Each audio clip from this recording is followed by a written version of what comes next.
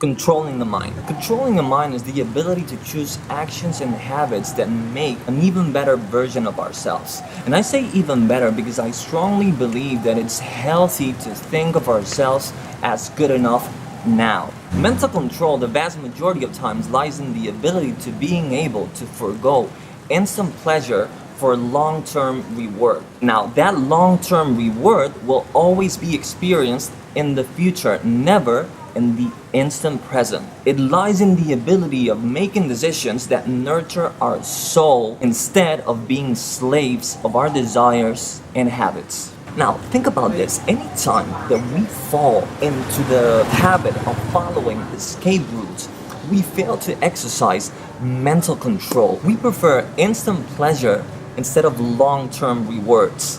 And after we do so, we regret it. Even though it's very hard to admit it, when we do that, we've been slaves to our desires instead of masters of our own mind.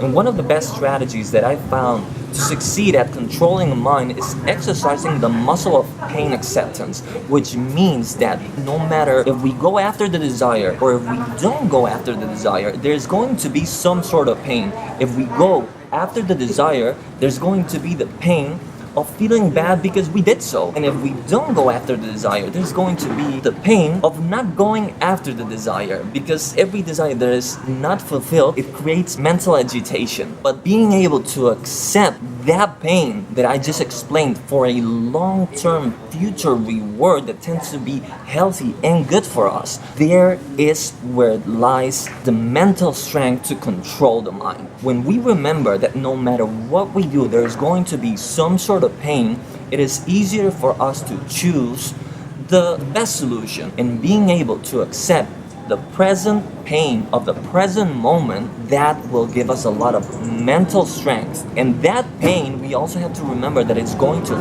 fade away. It is temporary, like everything in life. And we're going to feel like great success. Now, let's talk about naughty classmate number 2. All my dreams and golden dreams, at last it seems have come true. Until I found you this time. Non-attachment. When I'm talking about non-attachment, I'm talking about two things. Not being attached to people or things, also known as not making them a necessity for our own well-being. And 2, not being attached to the outcomes of our actions while we give the very best of ourselves. Many times we think that money, beauty, a husband, wife, children, success, sex, status do the job in making us feel great. But as long as there is attachment to any of those things, we're just not free. We are full of pride because we have X amount of dollars in our account. We feel very great about ourselves, about how financially free are we. But are we? Because it doesn't really matter how much money we do have in the account if we're attached to it. What would happen if we lost it all? Would there be a reaction of, oh my God, the world is ending, what will I do without any money? Or would there be a response with calmness, non-attachment, completely, I would say even indifferent, and after that, complete resourcefulness. We may be physically beautiful and we feel great and very proud because of the attraction and attention that we receive from the opposite sex. But what would happen if we lost that beauty due to illness or old age? Would there be a sense of feeling sad and feeling bad that we're not so much worth anymore? Or would there be complete indifference, like a complete acceptance of saying everything in life changes and beauty is one of them? It can change, it can go for the better, it can go for the worse. Or what about our partner? What would happen if the person that we supposedly love left us? Would there be resistance and extreme smashing sadness? Or would there be acceptance of the pain that comes from separation and a genuine desire for the other person's happiness? And if that person decides that it has to be with somebody else, embracing that reality with an open heart, even though it hurts, embracing that hurt.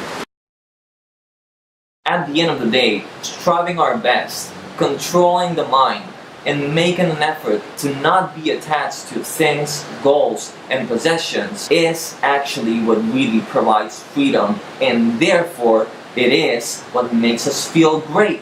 As I felt countless times in my life, the underlying lesson of events tends to fall in any of these categories. And I must say, I fail miserably. I am often blinded by quick enjoyment and deny myself long-term rewards. I often forget that mental control exercised by the acceptance of present discomfort is rewarded with a much greater long-term price. I also often forget, but then feel very happy to realize that I have an opportunity every single day to exercise that mental control. I forget many times that possessions and riches are absolutely worthless if there is attachment to them.